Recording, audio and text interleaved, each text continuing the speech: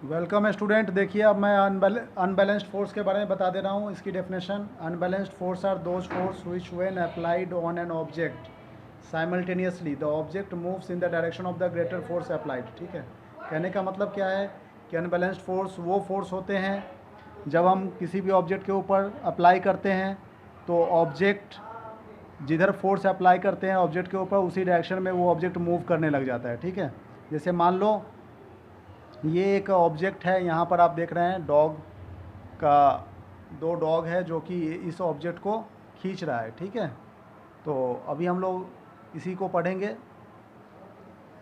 ये पिक्चर है unbalanced force का।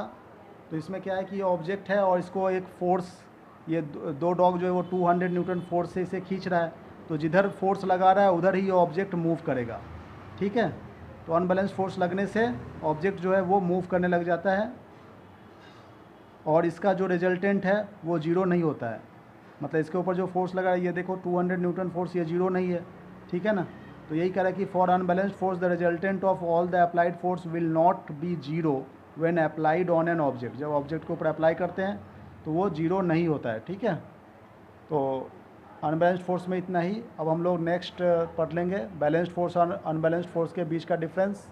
ठीक है, इसमें देखिए ये फर्स्ट पॉइंट क्या कह रहा है: द स्टेट ऑफ रेस्ट और the motion of an object does not change. Balanced force में क्या होता है कि मान लो कोई भी ऑब्जेक्ट यदि रेस्ट में है तो वो रेस्ट में ही रहेगा, कोई भी ऑब्जेक्ट यदि मोशन में है तो वो मोशन में ही रहेगा।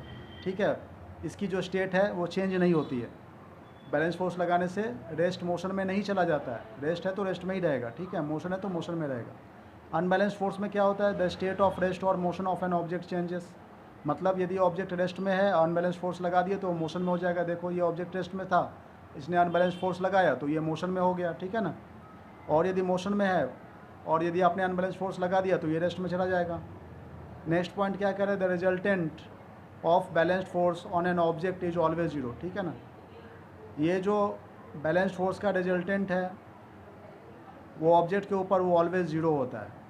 ठीक है, लेकिन यहाँ पे जीरो से ज़्यादा होता है। ये देखो 200 न्यूटन फोर्स जीरो से ज़्यादा है ना, तभी ये मूव कर रहा है।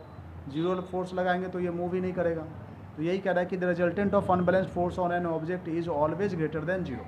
Thank you very much.